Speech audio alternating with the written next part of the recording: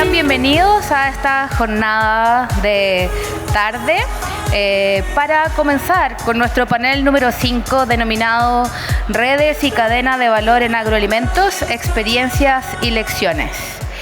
Para comenzar con este panel vamos a agradecer a nuestros auspiciadores, primero a nuestro main sponsor Banco Estado por confiar en nosotros en esta primera versión de Cefia Agrotech y también a CAS.org, sponsor de los premios de innovación Cefia Agrotech 2023. Y para comenzar, vamos a invitar a este escenario a Lorén Falcao, profesora adjunta de Economía y Asuntos Globales de la Universidad de Yale, quien nos va a presentar redes y cadena de valor en agroalimentos, experiencias y lecciones. Lorén, please.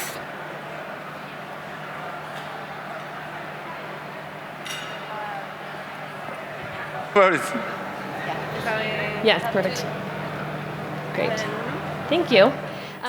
Muchas gracias. Gracias por incluirme en este panel. Lo siento de no poder hablar en español. Escuché que hay interpretación en algún lado. Soy profesora adjunta en Yale. Estoy aquí trabajando en un proyecto de investigación que tiene impacto en la feria. La idea aquí es conectarnos. Entonces sí tenemos un equipo de investigadores que están haciendo preguntas, así que sé que muchos de ustedes han tenido la amabilidad de hablar con nosotros y gracias, muchas gracias por eso. Hoy les quiero hablar de la cadena de valor en los agroalimentos. Me voy a enfocar entonces en esto. La mayor parte de mi trabajo se hace entonces en Sudáfrica, pero vamos a enfocarnos en Chile. Muchos de los economistas, como yo, nos preocupamos de la producción de comida, saber si tenemos suficiente comida para alimentar a las personas del mundo. Y esto viene desde 1700, cuando Thomas Malthus dijo que había una trampa, y a medida que la gente crece y sigue creciendo la demográfica, necesitamos más comida. Entonces, una hipótesis muy preocupante. Entonces, hay una revolución verde que está ocurriendo. Esto fue en 1970 y tenemos que considerar la variedad, los pesticidas, la irrigación, la tecnología que había en ese momento a la que vemos hoy en día. Y esto ha mostrado que ha ido creciendo de manera global, especialmente en los países en desarrollo. Entonces aquí había mucha más gente con hambruna. El que fue el padre de la Revolución Verde, Norman Borlaug, entonces nos mostró aquí estos gráficos. El uso entonces de fertilizantes en verdad va creciendo y lo vemos en azul. Y también podemos viendo en la línea verde que representa Latinoamérica, que también va creciendo. Nuevamente aquí podemos ver cómo va creciendo en Sudáfrica y pueden ver también la comparación con Latinoamérica. Yo me baso obviamente en lo que pasa en Sudamérica, pero podemos ver el efecto de los fertilizadores y cómo han ido avanzando los datos, y es muy interesante. Entonces, la Revolución Verde, nos preocupamos de si vamos a tener suficiente comida, y obviamente con el cambio climático es una preocupación que sigue creciendo. Entonces, acá tenemos datos que nos muestran estimaciones de los márgenes de comida y cómo va afectando también la temperatura. Tenemos los efectos de la producción en el mundo y vemos muchos efectos que se concentran en Sudáfrica y también en Latinoamérica.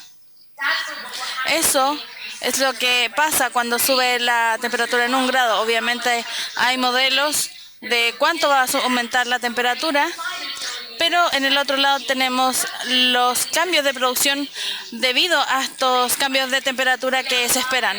Entonces, muchos de los efectos están concentrados en partes de Latinoamérica y partes de África también, y como también en Sudáfrica.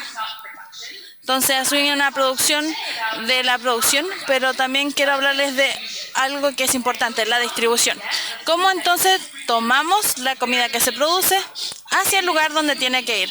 Y esto es clave para la seguridad. Solo les voy a dar un ejemplo. La hambruna en Etiopía en 1981, 1 millón de personas murieron en los países del norte. Durante ese momento hubo problemas de producción en el sur. Y cómo esas dos cosas sucedieron, que en un lugar se producía y en el otro lado se estaban muriendo de hambre. Entonces, eso fue un problema de distribución. Entonces, decimos que la distribución es clave. Amartya Sen, que ganó el premio de Nobel en 1998 por reconocer que la hambruna no es solo por la producción, sino también por la distribución ineficiente. Entonces, esta es una forma de prevenir para que la comida vaya al lugar donde tiene que ir.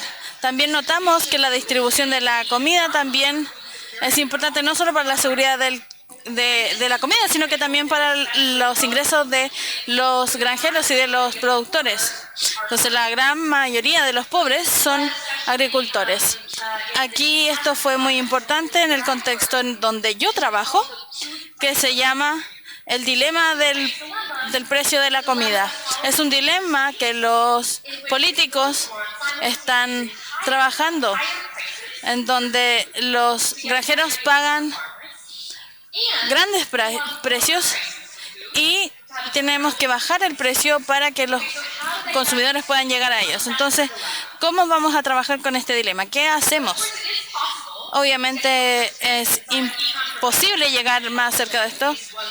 Tenemos que trabajar y obviamente lo graficamos aquí. Lo que les muestro es que en algunas áreas donde se produce y donde la mayoría son granjeros, en donde hay alta producción, por lo tanto hay alta producción y los precios son más bajos.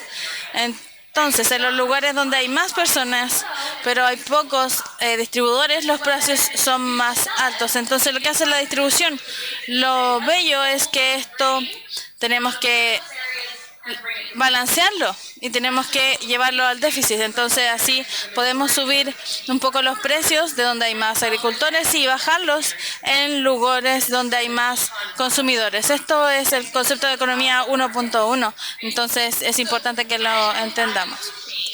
Las cadenas de valor de agroalimentación son importantes. Tenemos que ver sus factores. Entonces, yo quiero hablar un poco de esta investigación. Voy a hablar de los usos, pero ¿cuáles son las barreras para lograr una eficiencia en la agrocomida? Y lo que hace Agrotech es aliviar algunas de estas barreras. Voy a hablar de 3, hay muchas más.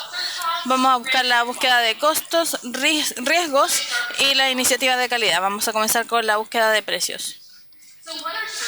¿Qué son la búsqueda de costos? Son las ideas que se encuentran en el mercado y debemos considerar los actores. Esto es lo más importante porque la agricultura existe y porque las compañías también existen, pero incluso para las pequeñas empresas deben buscar esto y aún puede ser difícil para ellos buscar los mejores precios para poder funcionar. Hay algunas soluciones que podemos tener para solucionar esto.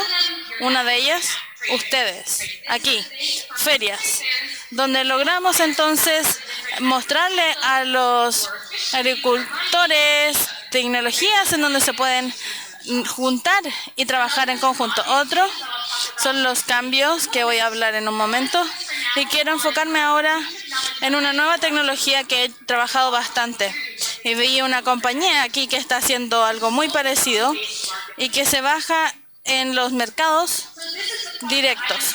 Este es el producto en el cual me he enfocado en mi investigación, que se llama Kudu. Está disponible en Uganda, en África, y lo que hace Kudu entonces es una aplicación que conecta a los compradores y a los vendedores, y lo que hace entonces ellos pueden postear en la plataforma lo que buscan, su ubicación, la cantidad, el precio el que buscan, y pueden publicar de distintas formas y dado el contexto ni siquiera está en teléfonos smartphone. Tienen que utilizar celulares básicos, tienen que colocarlo a través de mensajes y es más amigable para ellos. Ya hay un lugar también en donde ellos pueden llamar para tener asistencia. Entonces ponen lo que necesitan y buscan un partner que les puede dar lo que necesitas, que está cerca de tu área, con el precio correcto que tú necesitas, y así se conectan y se dan sus contactos para poder conversar. Entonces trabajamos con Kudu para poder trabajar en distintos mercados en Uganda, y así pudimos entonces hacer encuestas para ver cuál es el impacto de esta intervención, y esto es lo que encontramos. Los mercados que se conectaron a través de Kudu es más probable que hagan un intercambio. Así fue creciendo este flujo. Vimos más mediadores o más personas que comenzaron a hacer intercambios, y como resultado de eso vimos que hubo un impacto también en los precios, que fueron bajando también. Así que estos actores fueron interactuando y fueron beneficiosos tanto para los compradores como para los que vendían. Kudu entonces era ayudar a personas muy pequeñas y que pudieran vender, pero eso no es solo lo que pasó. Estas personas eran tan pequeñas, incluso con Kudu no podían transportarse. Solo muy pocos podían hacerlo. Entonces Kudu se utilizó para comerciantes y obviamente se beneficiaron. Los precios comenzaron a moverse, entonces en algunas áreas en donde los precios subieron, encontramos beneficios en los más pequeños que lograron vender en estos mercados más integrados, incluso para las tecnologías que fueron utilizadas aquí.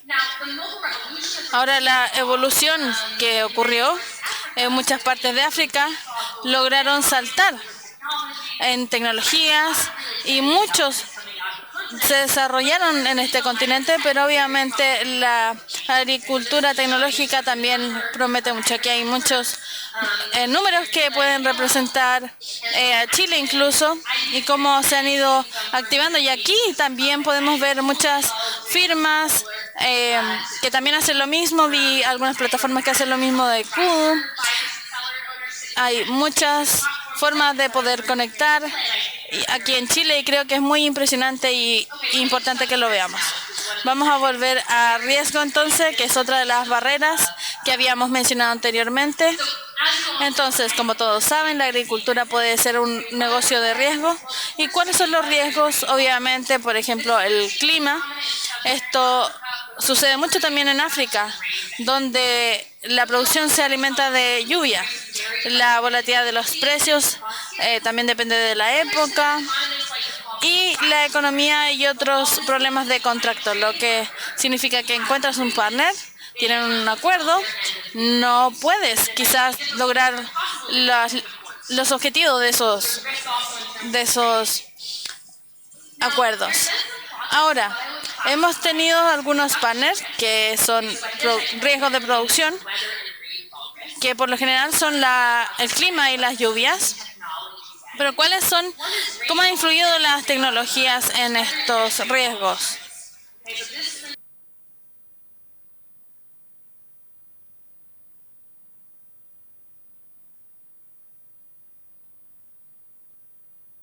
Estudios en el contexto de Ghana, cuando los granjeros pueden llegar a este producto de seguro, pueden tomar tecnologías de alto riesgo, porque ahora asegurados encontrar los riesgos.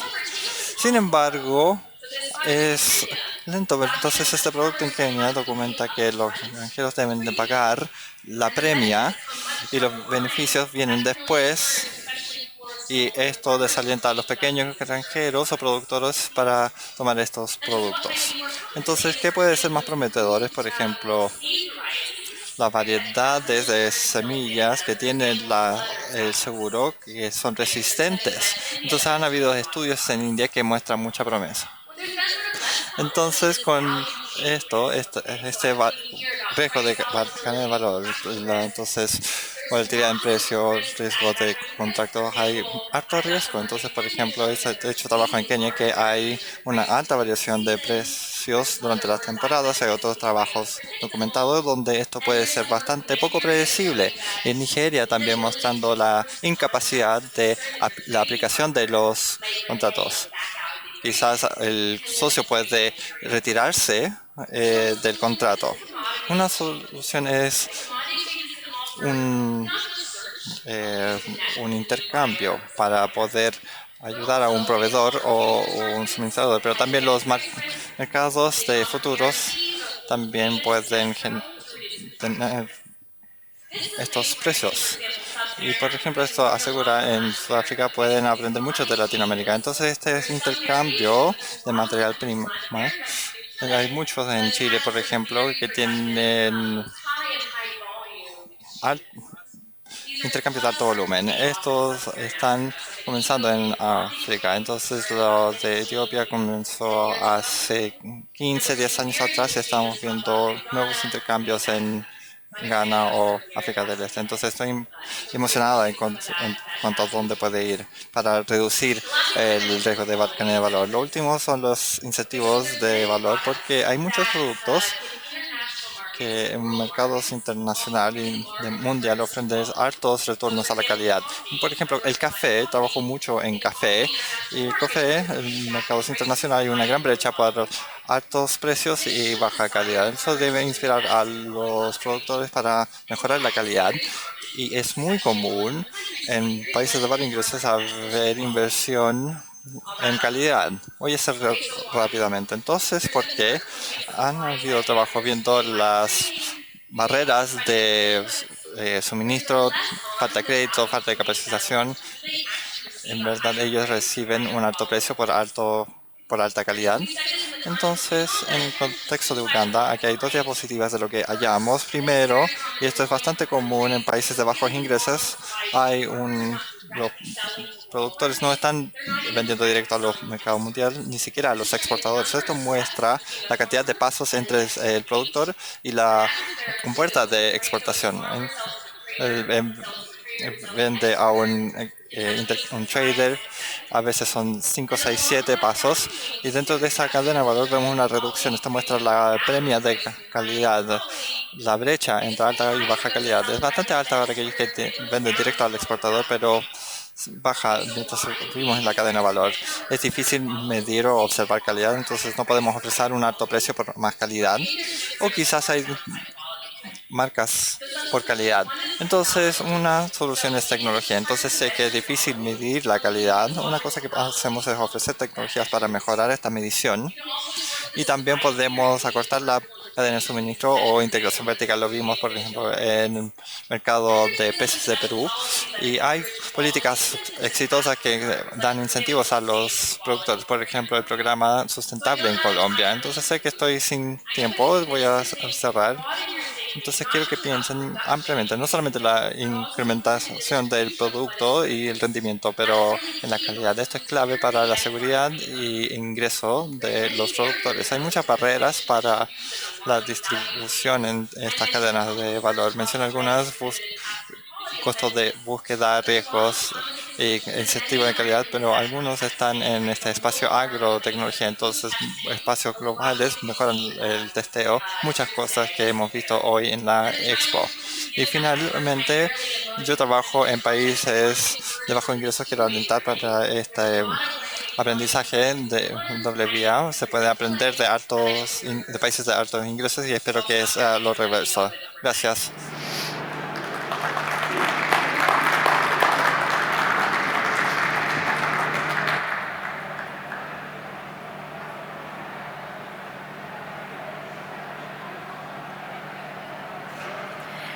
Agradecer a Loren por su charla muy, muy interesante y sin duda nos abre la puerta para una gran discusión.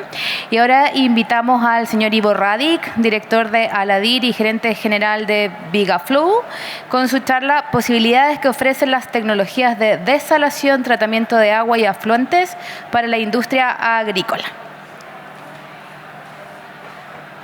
¿Escucha? ¿Escucha o no? ¿Lo escuchas? No.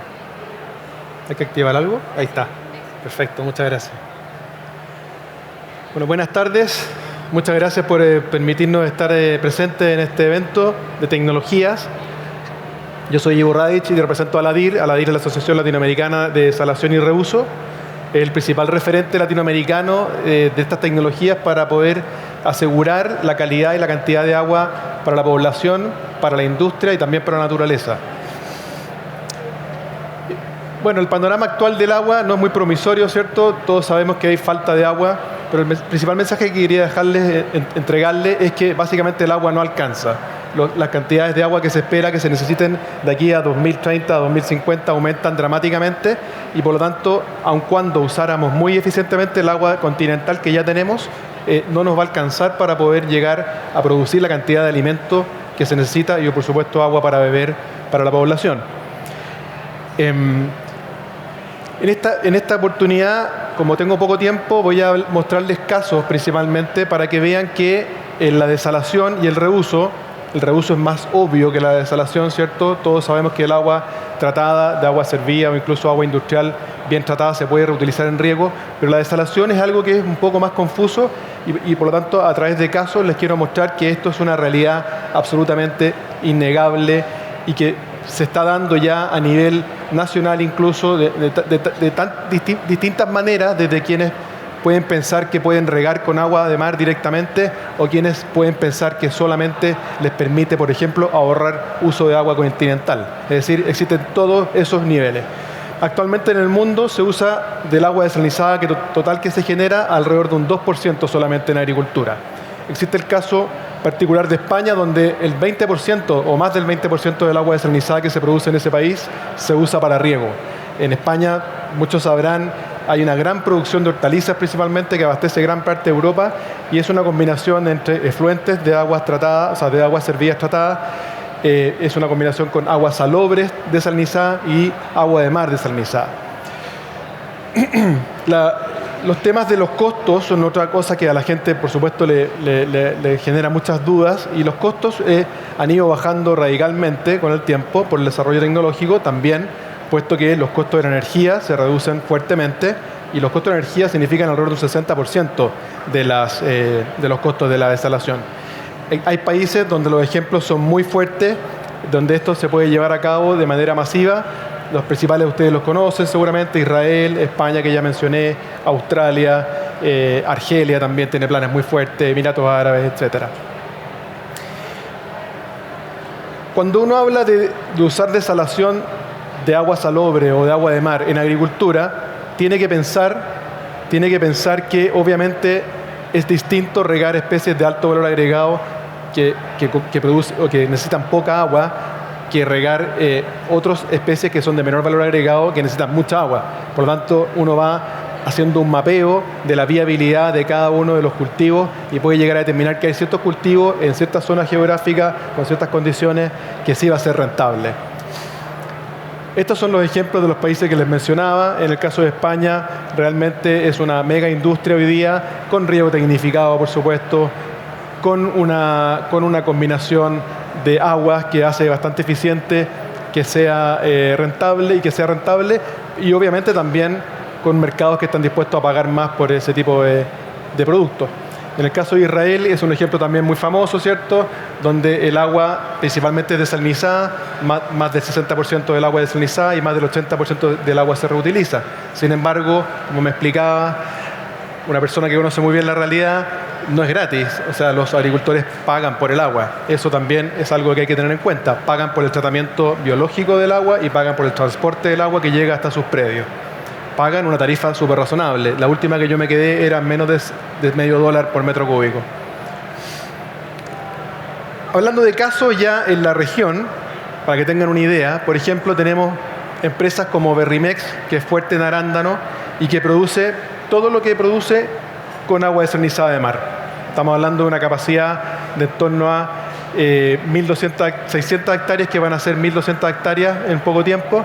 Después tenemos un caso en Chile. Bueno, no sé si haciendo una pausa, ustedes saben que en Chile hay bastante desalación. Es el país de Latinoamérica que tiene más desalación. 80% de ellas para minería y un 20% más o menos para agua potable. principalmente Antofagasta, 85% tendiendo al 100%, el 100% Tocopilla, el 100% Mejillones, alrededor de la mitad de Copiapó, Chañaral y toda esa zona de Atacama, y esto está creciendo. Bueno, en el caso de CAP es una planta, la primera planta que existe en Chile que es multipropósito. ¿Qué significa multipropósito? Que es multicliente. Tiene clientes mineros, tiene clientes de agua potable y tiene clientes agrícolas. ¿Cómo se puede hacer? Se puede hacer con este mix de usuarios que tienen distinta propensión a pagar, por lo tanto los que pagan más financian a los que pagan menos, y cada vez que uno tiene una planta que está financiada, por ejemplo, por una minera o por una sanitaria, puede aplicar, por ejemplo, en el riego, el costo marginal que significa producir 1 litro más de agua. Existen también casos como estos mismos que me ha tocado desarrollar personalmente, que son para mejorar la calidad de agua. O sea, cuando uno dice desalinizar agua, no solamente es obtener más agua, sino que también es obtener agua de mejor calidad. Por ejemplo, para el cultivo de paltos, de berries, de nueces y otras especies, el agua desalinizada con menor conductividad y otras condiciones que la hacen mucho más propicia para lograr mayores niveles de productividad. Por lo tanto, es otra mirada de la desalación. Esto se está dando muy fuertemente en Perú. Actualmente en Perú yo creo que está duplicando o triplicando la cantidad de agua desalinizada salobre, porque son plantaciones muy grandes, principalmente de berries. Y también les puedo comentar este proyecto que es muy interesante, porque lo que se está tratando de hacer es recuperar una zona que era tradicionalmente de frutilla y que el agua de los pozos se les salinizó. Llegó a tal línea de salinidad que las frutillas ya no fueron posibles de cultivar. Por lo tanto, hay una persona, que es la persona de la foto, que empezó a cultivar quinoa, y la quinoa resiste grandes niveles de salinidad. Entonces, ¿qué hicimos? Nos asociamos con él y con un montón de otros organismos, principalmente el hub ambiental de la Universidad de Playa Ancha, y empezamos a producir, a partir de la desalación de esa agua salobre, empezamos a producir de nuevo frutillas con el agua desalinizada y continuamos produciendo quinoa con el concentrado que genera la desalación. Es decir, se hace un tratamiento que es totalmente circular y permite recuperar una zona que ha sido prácticamente abandonada por los agricultores. Además de estas experiencias que ya están vigentes y funcionando, existen grandes proyectos en Chile en desarrollo. Está, por ejemplo, la empresa Green Atacama, que es un fondo de inversión que levanta recursos para hacer proyectos en donde se van a crear verdaderos oasis cultivables en el desierto, y va a partir con plantaciones que van a estar en torno a las 7.000 hectáreas. Ellos lo están haciendo utilizando las condiciones ideales, digamos, tierra económica, ¿cierto? Especies de alto valor agregado, contratemporada respecto a los mercados que más pagan por la fruta, y por lo tanto pueden tener una condición que les permite generar proyectos incluso de 7.000 hectáreas y de manera muy eficiente. Perdona que tenga que avanzar tan rápido, pero hay muchas cosas las que les quiero mostrar. Por ejemplo, están los proyectos de Sala, que son grandes proyectos de 2.000 litros por segundo, también multipropósito. Hay uno en la zona de Petorca, hay otro en la zona de Choapa, y son proyectos que van a estar financiados principalmente por las mineras. Estos proyectos están en trámite ambiental actualmente. Van a ser financiados principalmente por mineros y por sanitaria, y van a obtener también cantidades importantes del agua para riego agrícola. En torno a 20-40% del agua va a ser para riego agrícola. Por lo tanto, vamos a poder tener una solución bastante buena para zonas del norte, donde la cantidad de agua que necesitan para regar no es de tal magnitud como si es la zona central, ¿cierto? Se pueden generar nuevos también polos de desarrollo. CRAMSA es el proyecto de Latinoamérica más grande, la más grande de Latinoamérica. Si no me equivoco, son alrededor de 8.000 litros por segundo. Es un proyecto que va a estar en Antofagasta, que tiene una inversión de $5.000 millones, y que va a también tener un modelo más parecido al de Israel. Es un proyecto en el cual se va a abastecer una zona concesionada nueva de población en una parte de Antofagasta, se va a abastecer parte de Calama, se van a abastecer varias mineras e industrias, y con los efluentes que se consigan de esos usos, ¿cierto? Tanto sanitarios, o sea, tanto domiciliarios como de industrias, se va a producir sistemas para riego, para poder generar zonas cultivables en la zona norte. Es el proyecto más grande que está en desarrollo. Y este proyecto, que es Aguas Pacífico, que lo habrán visto en las noticias probablemente, está en construcción. Esto es real. Este proyecto va a llevar agua desde la zona de Quintero, Puchuncaví, hacia la minera Los Bronces, y va también a entregar agua potable en el camino, y va a entregar también agua para riego en el camino. Esto es una realidad, se está haciendo.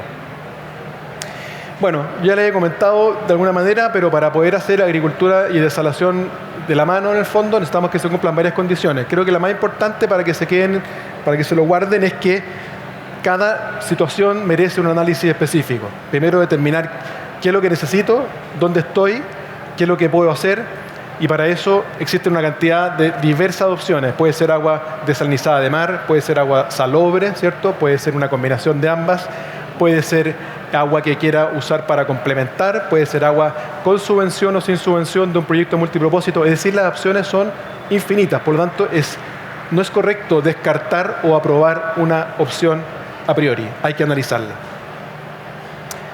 Respecto al reuso, aunque no tengo tiempo para hablar de ello, básicamente quería mostrarles un montón de casos donde el agua se reusa muchísimo.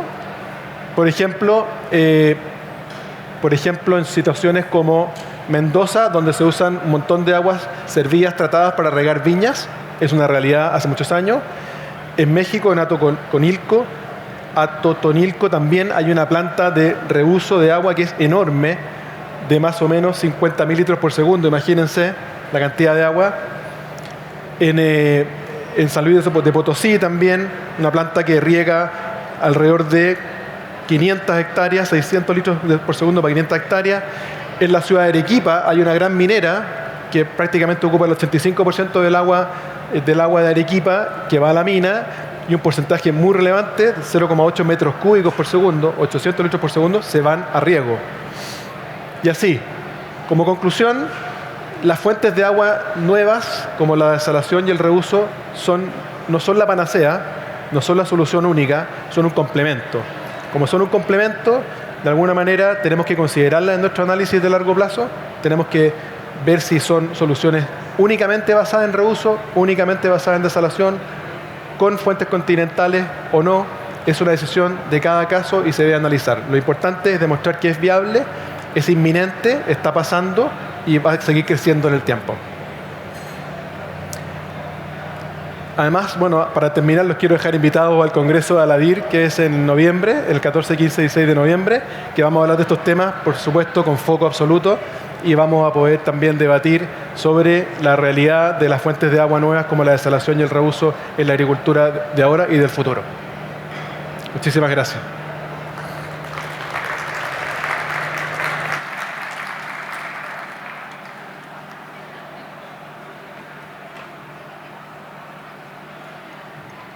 Bueno, agradecer a Ivo, me ganaste en el aviso, también iba a reforzar que podíamos seguir conversando esto en el Congreso de noviembre con Aladir. Y ahora entonces invito a pasar acá a nuestra moderadora, Claudia Jorquera, coordinadora de transferencia, ingeniero agrónomo del Centro de Fruticultura Sur, que va a moderar este panel. Muy bien, Loren, se adelantó y ya está arriba del escenario. Invito también a Vincent Daumessiel, Senior Ocean and Food Advisor de Muy rápido, ¿no? Naciones Unidas, a conversar sobre redes y cadena de valor en agroalimentos, experiencias y lecciones. Muchas gracias. Bueno, me voy a presentar antes de comenzar con el panel. Como mencionaron, yo soy la coordinadora del Centro Fruticultura Sur. Este es un programa que financia Corfo, donde distintas instituciones que se dedican no solo a la investigación, sino que a la academia, colaboran de manera conjunta y trabajan en pro de mejorar las condiciones productivas de la fruticultura en la zona sur, pero solo en 3 especies. Trabajamos en avellano europeo, en cerezo y en nogal. Hay que considerar que la fruticultura se ha ido desplazando hacia el sur y los manejos que se deben hacer tienen que ser los adecuados para las especies. Muchas veces se toman como ejemplo otras zonas y no necesariamente son las más adecuadas para llevar a la zona sur. Entonces siempre hay que ir adaptando todos los manejos. Y eso es un poco lo que nosotros hacemos. Y abarcamos 3 áreas. El mejoramiento genético, la producción sustentable, que en el fondo se relaciona con lo que hemos estado hablando, vamos a hablar en este panel. Y también trabajamos en post cosecha, donde también se utiliza mucha agua y ahí se relaciona un poco con lo que se presentó recién. Voy a partir el panel, primero agradeciendo a todos por su participación. Tenemos en línea a Eric. Voy a partir con él, donde quiero consultarle qué cree él que puede hacer la industria de del agro con la tecnología y cómo eso llevarlo a los usuarios finales y poderlo darle un mejor uso a esta relación entre las nuevas tecnologías y cómo los usuarios finales deberían utilizarla. Muchas gracias por esta pregunta. Creo que muchas de las tecnologías no llegan y están disponibles para los agricultores cada vez más. Debemos tomar las decisiones de cuánta agua voy a ocupar, cuánto fertilizante, cuánto pesticida.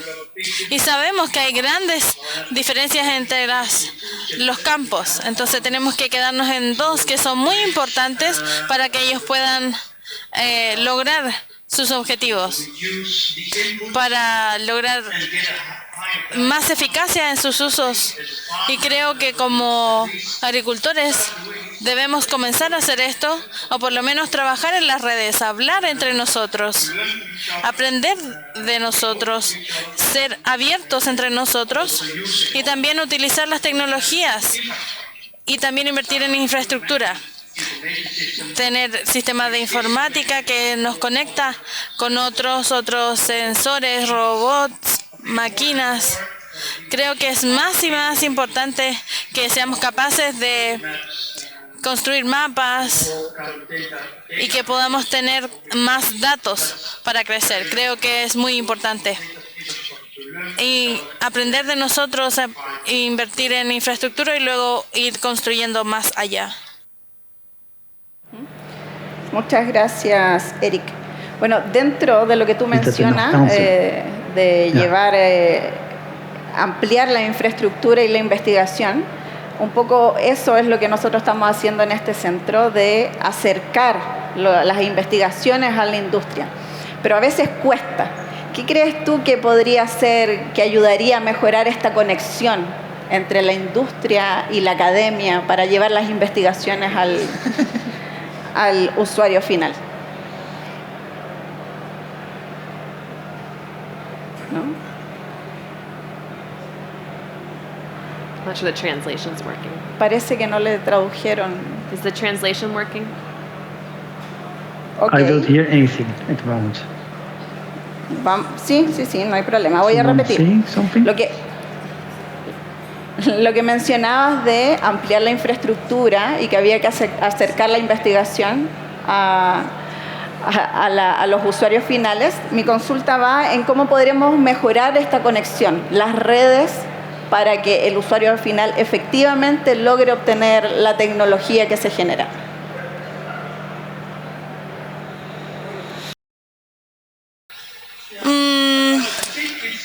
Creo que es importante que hay muchas tecnologías afuera y si no están ahí debemos desarrollarlas, y creo que en Europa tenemos muchas aplicaciones digitales que ayudan y por lo general nos da acceso a encontrar el entrenamiento y las capacidades que nos pueden, y también vemos los test para poder ver en dónde vamos a invertir, por lo cual hay muchas innovaciones en estas redes y estas innovaciones ya hay. Y en todos los países tenemos esto, y en distintos lugares en cada país. Entonces tenemos que conectarnos de una manera fuerte, y también tiene que ser a través de las regiones. Es importante que no tengas que ir al otro lado del mundo, tiene que estar en tu región. Y obviamente debemos especializarnos en cada región, por lo menos entre nosotros. Obviamente hay que hacer test antes de la inversión, encontrar apoyo y obviamente el financiamiento, el entrenamiento y las innovaciones. Y así podemos encontrarnos. Este tipo de cosas se hacen en Europa, especialmente en la robótica y en la agrotecnología, en la tecnología y en distintas redes. Yo, por ejemplo, trabajo en AgroFood, que está en Europa y trabaja con robots, y es algo que a mí me apasiona, que también relaciona a los equipos de informática.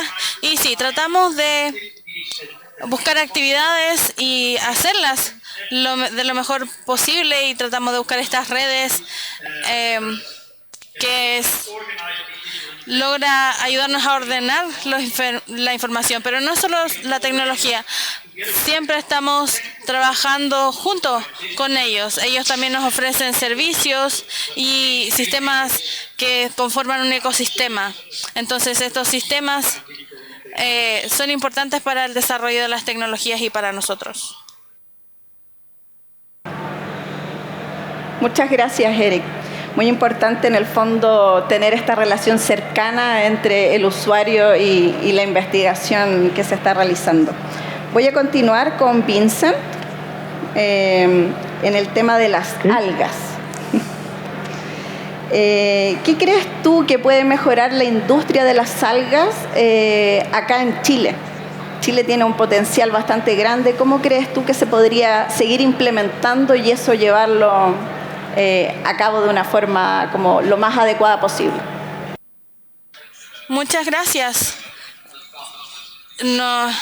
Es parte del panel de hoy, lo dije ayer en el día de abertura, pero pueden comprar mi libro aquí.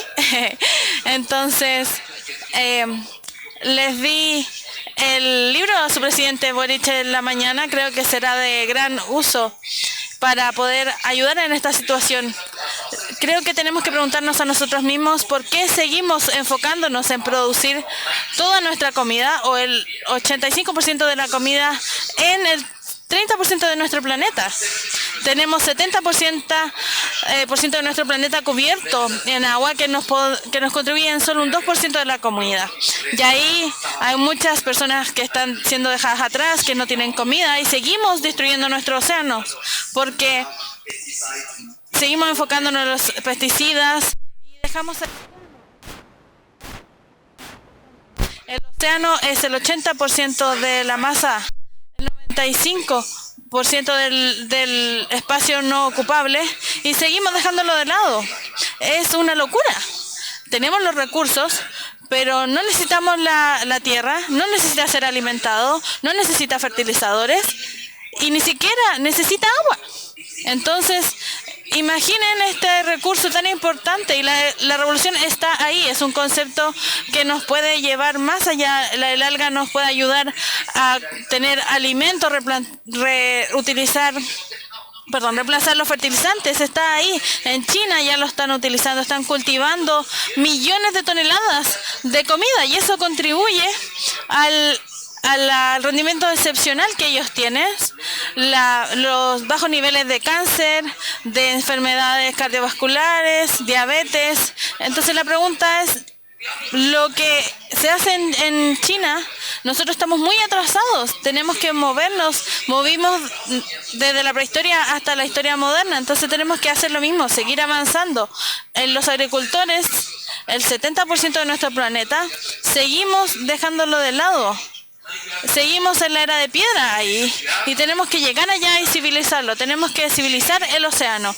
Chile es el único país en el top 10 de productores de alga, y que no es asiático, es el único dentro de los productores. ¿Y por qué el alga? Entonces, no nos hemos movido a la cultivación, no hemos enfocado nuestros esfuerzos en algas. Es algo que sucede en muchos lados en Europa y en Estados Unidos. Tenemos que civilizar el océano, debemos usar el océano, y si seguimos haciéndolo, las algas van a poder ayudar a todas las vidas. Manera de comenzar, si queremos reparar nuestra casa, no vamos a comenzar con el techo, empezamos con las bases. La base en este caso de la vida son las algas. Si a preocuparnos más del calentamiento global o el COVID, vamos a saber que somos la primera generación del planeta que lograron alimentar el mundo mientras mitigamos el cambio climático, restauramos la biodiversidad y aliviamos la pobreza. Eso es lo que yo creo que deberíamos hacer. Muchas gracias, Vincent. Bueno, quizás acá en Chile, además, el consumo de algas es bastante bajo. Tenemos una larga costa donde podríamos producir una gran cantidad de algas y consumirlas y no se hace. Generalmente se exporta y la forma en que se explota a veces también no es la adecuada. Entonces ahí también dejar quizás una reflexión para que vean que las algas, además de producirlas de una forma lo más amigable con el ecosistema, son una buena fuente de alimentación para todos nosotros. Voy a continuar pensando en ese tema de cómo podemos alimentarnos y todo. Voy a seguir con Loren.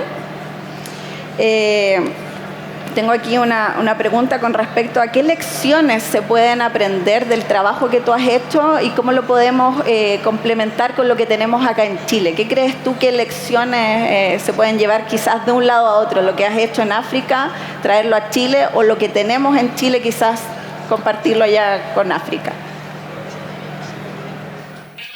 Sí, creo que una de las grandes cosas que ha sucedido en muchos países en África, por lo general es una necesidad de las tecnologías, es la revolución que se ha desplegado en muchos lugares de África. Entonces, la tecnología ha surgido como una ayuda y es un potencial que también tiene Chile.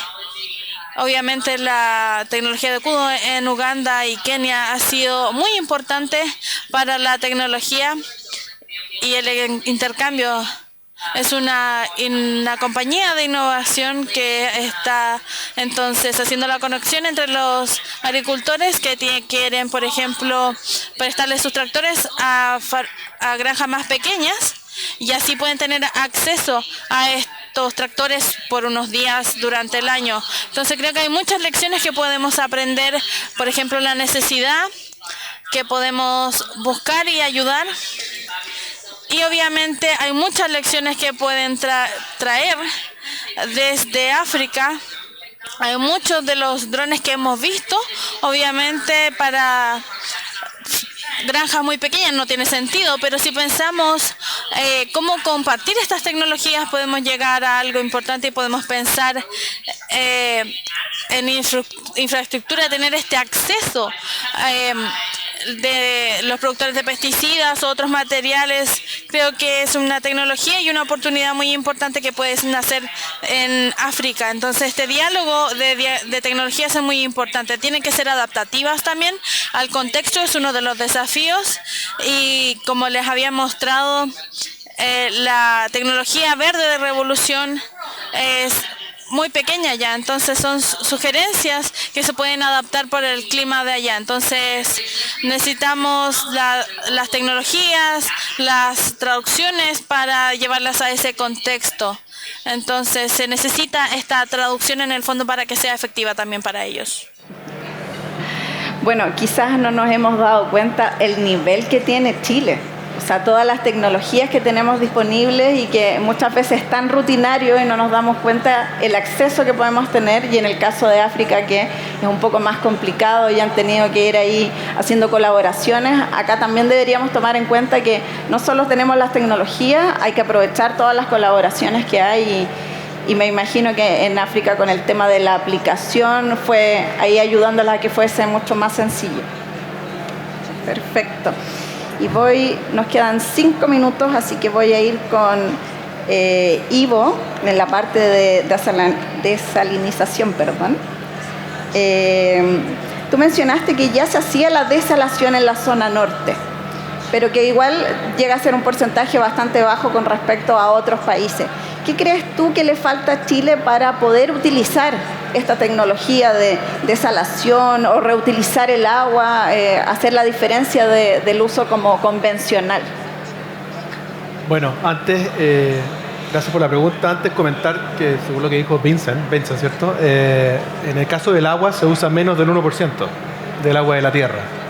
Creo que es el 0.75% del agua de la tierra, que es la que se usa y se reusa y se reusa. Y obviamente no es suficiente. El mar tiene todo el resto. Respecto a tu pregunta, bueno, desde el punto de vista tecnológico, está resuelto. Piensen que en las estaciones espaciales hace muchos años ya se reutiliza más del 80% del agua. Eso prácticamente es toda el agua. Entonces la tecnología resuelve cualquier problema de calidad de agua. Eso no cabe duda. Y lo hace de manera económica, es decir, viable económicamente. Los problemas que tenemos en Chile son principalmente, bueno, primero de certeza para invertir. Eso es una realidad transversal, lo es también en este sector, puesto que por pequeña que sea una planta, sigue siendo una inversión muy relevante. Y si no tengo reglas del juego claras y no sé si si el agua que produzco mi planta va a ser mía o no va a ser mía, difícilmente uno se va a poner a producir agua desalinizada, por ejemplo.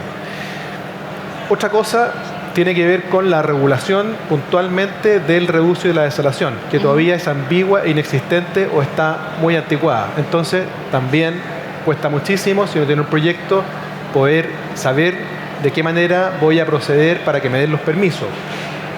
Permisos ambientales, concesiones marítimas, control de la tierra, son las principales barreras que tenemos hoy día. Entonces, tenemos que ponernos de acuerdo en poder sacar adelante esas legislaciones tan necesarias, pero para que eso ocurra tiene que haber antes conocimiento, educación. Si a nosotros nos cuesta entender de qué estamos hablando, imagínense a los que tienen que hacer la regulación. Exacto. Si los que tienen que hacer la regulación no entienden de qué estamos hablando y confunden una planta desaladora de un bote con una planta desaladora de una minera y le quieren poner las mismas condiciones, que es lo que pasa realmente, es imposible que tengamos una regulación que fomente la desalación, y lo mismo pasa con el reuso. Ustedes han visto que se han sacado ciertas normativas o regulaciones para poder reutilizar el agua del riego, el agua gris para riego, ¿cierto? Pero no se habla si es el agua gris de las casas, Claro. que sale de mi casa, o son cañerías que juntan toda el agua gris de una ciudad y la llevan a un gran reservorio, por ejemplo, para poder regar. No está claro. Simplemente se habla del agua gris. Pero hay muchas versiones distintas, tanto del agua gris o del agua negra tratada. Todas son reutilizables, pero tenemos que entender realmente de lo que estamos hablando para poder regular y fomentarlo con buenas políticas públicas. Ahora, lo que mencionabas, en su mayoría las mineras son las que han ido financiando estos proyectos que tú presentaste. Sí, principalmente los proyectos de desalación que hay, diría todos excepto uno, son iniciativas privadas, excepto la de Atacama, que es una inversión que hizo Corfo a través de Consa y que la operan los privados y se le vende el agua potable a la población. Pero no nos perdamos con que hay poca desalación. Hay mucha desalación en Chile comparado con otros países de Latinoamérica. Es el principal país que tiene desalación y Antofagasta va a ser pronto 100% abastecida con agua desalinizada. Ya es el 100% de Mejillones, el 100% de Tocopilla, una gran parte de la región de Atacama. Y la planta que está construyéndose en Quintero va a abastecer también localidades entre Quintero y Quilapilú, Colina y todo ese sector.